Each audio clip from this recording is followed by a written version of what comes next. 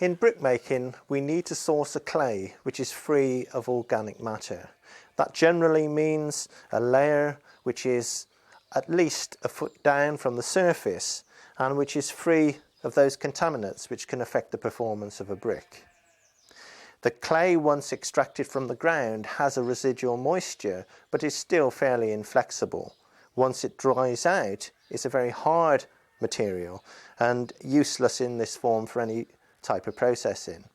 What we have to do is to pummel this down and add water so we can get it into a plastic state where there's enough moisture in it to allow it to take on a different shape in a mould, but not so much as to create shrinkage cracks during the drying process. A brick mould is a simple rectangular device by which the clay can be thrown into it and which holds the shape of the mould. It needs to be constructed in a robust manner to take the thrust of those forces, but also critically it needs to be of a size which can accommodate the shrinkage of the clay which occurs during the drying process. So the size of the mould needs to take account of the desired end brick dimensions, but also include in for the shrinkage. In the Marches area with an imperial brick, the shrinkage is approximately a ½ inch in length and a ¼ inch in width. The type of mould varies from region to region and depending on the viscosity of the clay, but it might be that there is a simple box shape with a loose frog, so that the frog itself actually comes out during the moulding process, or it might be that there's a fixed stock on the bench, and so the clay is thrown into the mould, it takes the shape of the stock and it makes it a little easier to release once the clay is in the mould.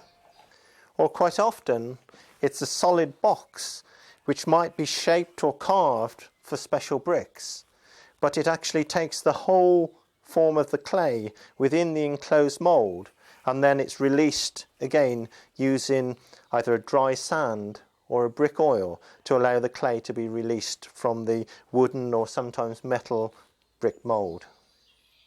What is known as the frog is the indent in the brick, which is created by the upstand in the base of the mould.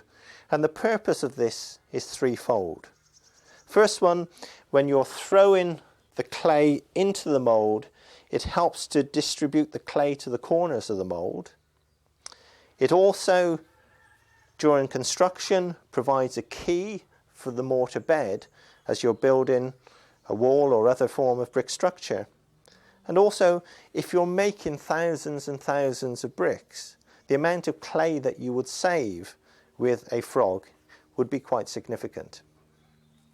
In the making of bricks, we have to ensure that we can get the finished brick out of the mould. To do that, we use a vegetable oil.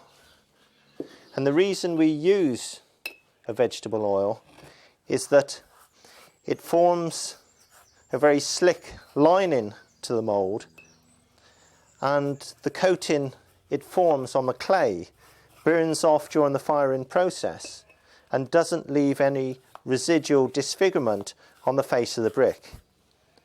If we used a mineral oil, then that would leave a white scum on the face of the brick and so affect its overall appearance. Once the mould is coated and it's soaked in to some extent around the mould, then we can have confidence that we will be able to get it out. However, the clay is a very viscous material, and to be able to handle it, we need a further barrier between ourselves and the clay, and we use a dry sand. And it's very much like making bread.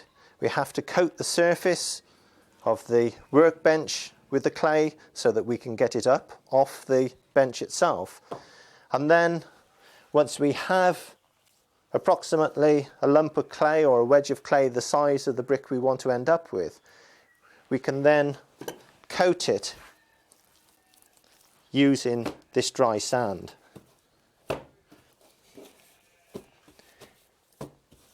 If we need further protection during the brick making process, then we simply add more sand. Once we have the clay to approximately the size of the brick, we can then throw it. And the action of throwing is one where we attempt to distribute the clay to the full dimension of the mould, and so leave us with a brick which takes on the shape of the mould, particularly if it's a decorative item.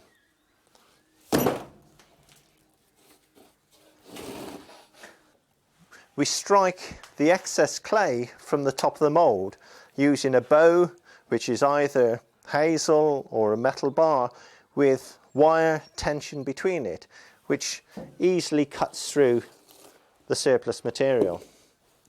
That is then returned to the pile for reuse.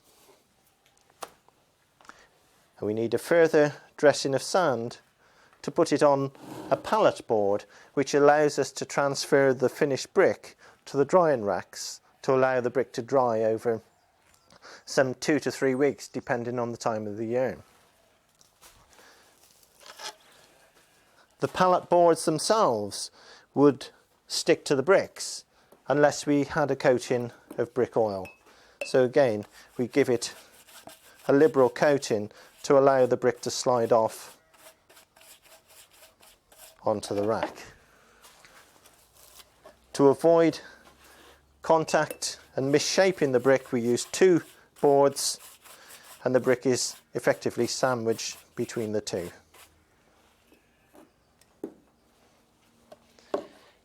In the release of the brick from the mould, we try to break the seal with all the edges, and we do that through a gentle tap. That takes the brick away, leaves it with a degree of independence, and then we can actually knock it out onto the board.